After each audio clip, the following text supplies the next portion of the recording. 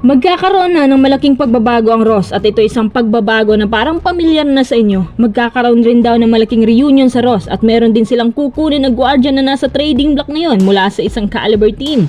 Sa dami ng kaplanuhan ng Ross, iisahin natin yan sa video na to. Frankie Lim may bad attitude daw pala kaya hindi na re-renew ng NLEX ang kontrata niya. Mag-i-expire na ngayong Agosto. Nga pala, kung nais mong supportahan ang aking channel, just click subscribe and share. Paki-follow na rin ang ating Twitter na Sports Desk Media at sa mga naghahanap naman sa Facebook, paki-follow na rin ang SDM Game Zone. Gaya ng pinangako ko sa inyo last week, mangangalap tayo ng impormasyon tungkol sa pagbabagong gagawin ng Ross at una po ay kunin pabalik ang ilang mga players na dati nang nakilala sa prangkisang to. Nangunguna sa listahan si JR Kinyahan dahil sa kakulangan sa big man, naisip ng Ross na kailangan din ni Belga ng kahit isang kagaya niya na backup sa front court kasi si Kinyahan ay shooter din.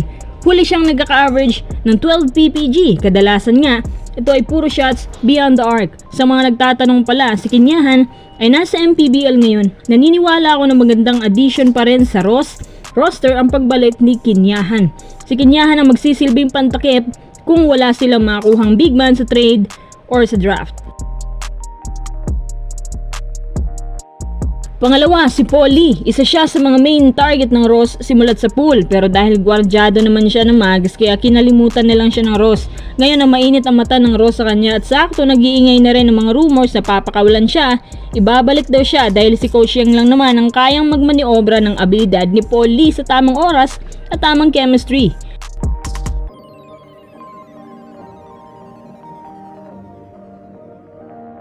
Pangatlo, hindi kayo maniniwala sa sasabihin ko pero may offer daw po ang Magnolia sa Ross dahil sa ganda ng performance ng mga guards nila ngayong conference.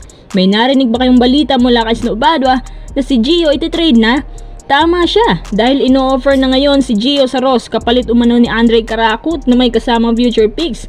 Para sa akin kung guard to guard, tamang hakbang gagawin ng Ross na magpakawala sila para kay Gio dahil kumpara sa kanilang lahat, ibang klase ang versatility ni Gio. Yung ability na gumawa ng play, epic talaga. Hindi lang yan, makakasama pa niya si Paulie dito na kanyang teammate.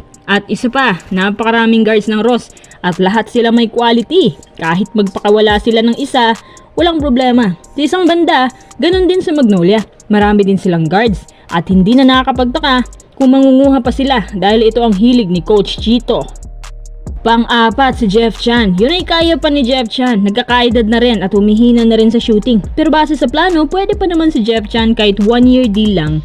Ang tanong na lang nito ay kung effective pa ba sila kapag nabuo na tapos nadagdag pa si Gio. Hindi lang yan. Meron pang players ang Ross na nakakaambag lahat gaya ni Santi Santillan, Adrian Ocum na buhay maglaro, Anton Asisio, Carito, Kit Dato at syempre Bo Belga.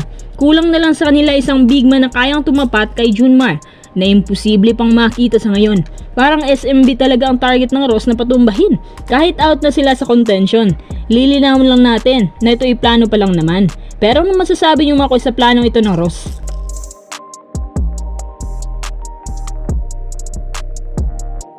Tara, next update agad tayo. May binunyag ang NLEX players tungkol sa kanilang coach na si Frankie Lim at ang sabi, masama daw ang ugali ng coach na to. Para sa akin naman, isa lang to sa mga dahilan kaya hindi na i-renew yung kontrata niya na mag-e-expire na ngayong Agosto. Mukhang si Jong Chico na nga ang bagong head coach nila. Sa palagay ko din, kahit wala pang attitude issues si Frankie Lim, bibitawan pa rin siya dahil ang mga players walang pagkakaisa tuwing siya ang humahawak sa kanila. Kasi pakalat-kalat ang pensa minsan, nagmamadali at puro bolik na lang ang pag-asa. Hindi rin maganda ang remarks ni Coach Frankie sa kanilang boss, although nagpapasalamat naman sila sa lahat ng naitulong nito nung siya pang coach. At una na nating nabanggit na kahit nung hindi pa ito sinabi ng NLEX management sa kanya, alam na pala nito na papalitan na siya dahil pinahiwatigan na rin siya ng coaching staff. Kahit nung siya pang tumatayong coach, naghahanap na pala ng iba ang NLEX. Ang sakit naman nun.